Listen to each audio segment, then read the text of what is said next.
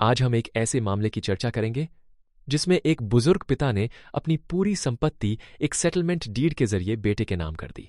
परंतु क्या आपने कभी सोचा है कि संपत्ति ट्रांसफर के बाद बुजुर्ग माता पिता की सुरक्षा कैसे सुनिश्चित होती है?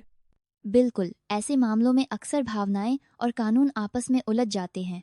यहाँ पिता ने बेटे को संपत्ति ट्रांसफर की थी, लेकिन डीड में कहीं यह नहीं लिखा था कि बेटा जीवन भर उनका पालन पोषण करेगा। भारत में कई बुजुर्ग इसी भरोसे पर संपत्ति देते हैं कि बच्चे देखभाल करेंगे, पर कानूनी दस्तावेज में इसकी स्पष्टता अक्सर नहीं होती। यही अस्पष्टता इस केस की जड़ बन गई। जब पिता का निधन हुआ, मां जो खुद ट्रांसफर करता नहीं थी ने आरोप लगाया कि बेटे ने माता पिता की ठीक से देखभाल नहीं की। उन्होंने उप कलेक्टर से डीड रद्द करवाने की मांग की। इस स्थिति में भावनात्मक पीड़ा के साथ साथ कानूनी पेचीदगियां भी बढ़ गईं।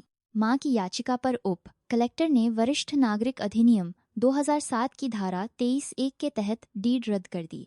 यह वही कानून है जो बुजुर्गों की संपत्ति की सुरक्षा के लिए बनाया गया था। यहां से चर्चा एक महत्वपूर्ण मोड़ लेती है। वरिष्ठ नागरिक अधिनियम 2007 की धारा 23(1) का मकसद बुजुर्गों की संपत्ति की रक्षा करना है, पर इसके दायरे और सीमाएं क्या हैं? धारा 23(1) के अनुसार अगर बुजुर्ग ने अपनी संपत्ति इस शर्त पर ट्रांसफर की है कि देखभाल मिलेगी और वह शर्त पूरी नहीं हुई तो वह डीड रद्द कर सकते हैं। लेकिन यह अधिकार सिर्फ उसी बुजुर्ग को है जिसने संपत्ति दी, कोई और नहीं। यानी अगर डीड में देखभाल की शर्त स्पष्ट रूप से लिखी ही ना हो तो क्या अधिनियम लागू होता है? यही यह कानून सीमित हो जाता है। अगर दस्तावेज में ऐसी शर्त नहीं है तो सिर्फ प्रेम और स्नेह के आधार पर डीड रद्द नहीं की जा सकती। यह एक तरह से कानूनी अनुबंध का मामला बन जाता है जिसमें अस्पष्ट शर्तें कोर्ट में नहीं टिकती। अब इस केस का सबसे निर्णायक मोमेंट आता है। बेटे ने उप कलेक्टर के आदेश को मद्रास हाईकोर्ट में चुनौती दी। कोर्ट ने क्या तर्क दिए और इसका व्यापक संदेश क्या है?